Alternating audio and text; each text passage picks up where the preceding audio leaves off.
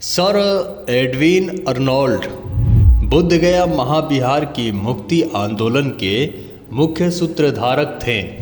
एक महान ब्रिटिश लेखक, विचारक, पत्रकार जिन्होंने बौद्ध धर्म के प्रति गहरी श्रद्धा के कारण कई ग्रंथ लिखे और पूरे यूरोप व अमेरिका को धर्म के प्रति आकर्षित किए।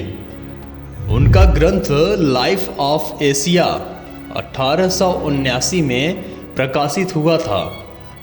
वे 1885 में डेली टेलीग्राफ न्यूज़पेपर के चीफ एडिटर थे। उन्होंने बुद्धगया महाविहार की दयनीय दशा और मुक्ति के बारे में कई लेख लिखे। उन्हीं लेखों को पढ़कर ही श्रीलंका में रह रहे धम्मपाल जी को बुद्धगया जाने की प्रेरणा मिली और फिर मुक्ति का आंदोलन चलाया। सर एडविन अर्नोल्ड ने पहले अकेले और बाद में अनागरिक धम्मपाल के साथ मिलकर महंत से महाविहार वापस पाने के लिए कठोर अभियान चलाया। अर्नोल्ड ने ब्रिटिश शासकों से कहा कि बुद्धगया दुनिया भर के बौद्धों के लिए उतना ही पवित्र है जितना कि ईसाइयों के लिए यरूशलेम और मुसलमानों के लिए मक्का। अर्नोल्ड ने जोरदार तरीके से वकालत की कि महाविहार को बौद्धों को सौंप दिया जाना चाहिए, जिससे चीन और जापान समेत एशिया के बौद्ध देशों में अंग्रेजों की छवि बहुत अच्छी हो गई।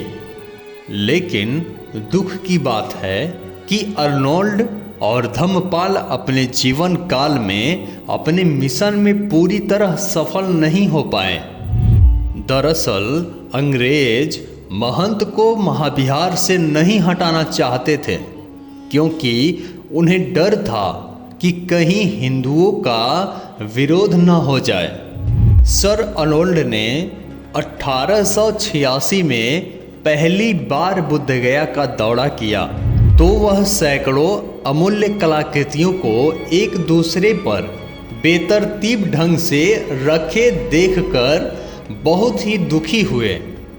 उन्होंने वाइसराय की काउंसिल के सदस्य सर विलियम विल्सन को पत्र लिखकर सुझाव दिया कि कलाकृतियों को साफ करके सुरक्षित स्थान पर रखा जाए।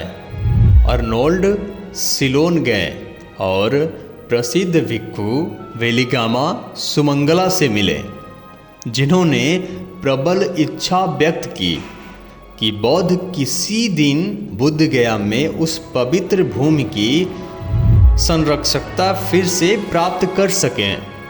नवंबर 1886 में अर्नोल्ड ने सिलोन के गवर्नर सर आर्थर गार्डन को लिखा कि मंदिर की देखरेख सिलोन के बौद्ध भिक्षुओं को दी जानी चाहिए।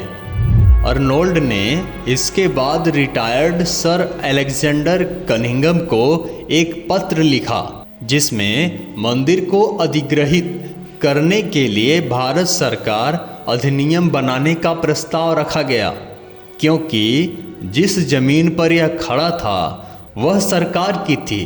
अर्नोल्ड ने कहा कि ब्राह्मण पुजारियों को रकम दी जा सकती है। 5 साल बाद सिलोन के भिक्षु अनागरिक धम्मपाल अर्नोल्ड के अभियान में शामिल हो गए। उन्होंने 1886 में अर्नोल्ड की इंडिया रिविजिटेड किताब पढ़ी थी, जिसमें बुद्धगया की दुखद स्थिति का उल्लेख किया गया था। जब धम्मपाल एक जापानी भिक्षु कोजेन गुणरत्न के साथ बुद्धगया गए तो उन्होंने पाया कि महंत बौद्धों के साथ बहुत ही दुर्व्यवहार कर रहे हैं। 1891 में धम्मपाल ने कोलंबो में महाबोधि सोसाइटी की स्थापना की। ब्रिटेन वापस आकर अर्नोल्ड ने भारत के राज्य सचिव लॉर्ड किम्बरली को इस मुद्दे पर पत्र लिखकर जल्दी कार्रवाई करने के लिए कहा। किम्बरली ने कहा कि बंगाल के अधिकारी इस मामले में हस्तक्षेप नहीं करेंगे। लेकिन सुझाव दिया कि अर्नोल्ड किसी को संपत्ति खरीदने के लिए कहें और अधिकारी हस्तांतरण के लिए व्यवस्था करने में खरीदारों की सहायता कर लेंगे। इससे पहले सर अर्नोल्ड ने भारत के सचिव लॉर्ड क्रॉस को पत्र लिखा था, जिन्होंने इस मामले को भारत के वायसराय लॉर्ड लैंसडाउन के समक्ष उठाया था। लैंसडाउन ने जवाब दिया था कि सरकार को तब तक कोई आपत्ति नहीं है जब तक कि यह मुद्दा किसी भी धार्मिक भावना को न भड़काए और अगर राजकोष से वित्तीय अनुदान की कोई मांग न हो। जुलाई 1893 में धम्मपाल विश्व धर्म संसद में भाग लेने के लिए शिकागो जाने के लिए लंदन में रुके थे। उन्होंने अर्नोल्ड के साथ लॉर्ड किम्बर्ली से मुलाकात की। किम्बर्ली ने अब तक की जानी पहचानी ब्रिटिश लाइन का पालन किया कि सरकार ऐसा कुछ भी नहीं चाहती जो हिंदुओं को नाराज करे। अर्नोल्ड ने आंदोलन को पुनर्जीवित करने के लिए अनुकूल समय की प्रतीक्षा करने का फैसला किया। मजिस्ट्रेट डीजे मैकफर्सन ने फैसला सुनाया कि धम्मपाल या महाबोधि सोसाइटी को बौद्धों के हितों का प्रतिनिधित्व करने का कोई अधिकार नहीं है और उनका नेतृत्व गैर बौद्ध अर्नोल्ड और ऑलकाट कर रहे हैं। फैसले से परेशान महंत ने सत्र न्यायालय में अपील की। सत्र न्यायालय ने कहा कि हालांकि मंदिर और उसके आसपास के इलाकों पर महंत के मालिकाना हक का उल्लेख सरकार द्वारा 1886 में जारी प्राचीन स्मारकों की सूची में किया गया था, लेकिन यह कोई विलेख या अनुदान नहीं था। इसके बाद पुजारी ने कलकत्ता उच्च न्यायालय में अपील की, जहां 2 न्यायाधीशों की पीठ ने अलग अलग फैसला सुनाया।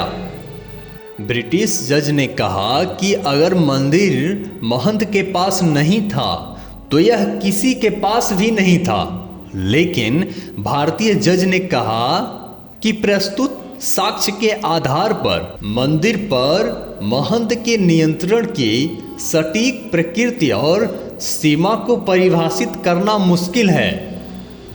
1895 में अर्नोल्ड महंत के साथ बातचीत करने के लिए भारत वापस आना चाहते थे। वह हिंदी भी अच्छी जानते थे, इसलिए उन्होंने महंत को हिंदी में एक पत्र लिखकर समझाया व योजना के बारे में बताया, लेकिन यात्रा सफल नहीं हुई। 1896 में अंग्रेजों ने बुद्ध गया महाविहार पर तनाव को कम करने की कोशिश की और जापानियों द्वारा उपहार में दी गई बुद्ध प्रतिमा को वर्मी रेस्ट हाउस से हटाकर कलकत्ता के भारतीय संग्रहालय में रख दिया। धम्मपाल ने इसका कड़ा विरोध किया। कलकत्ता में कई भारतीय प्रमुख हस्तियों ने उनका समर्थन किया। भारतीय अंग्रेजी मीडिया ने भी उनके समर्थन में लिखा। भारतीय समर्थन कारगर साबित हुआ।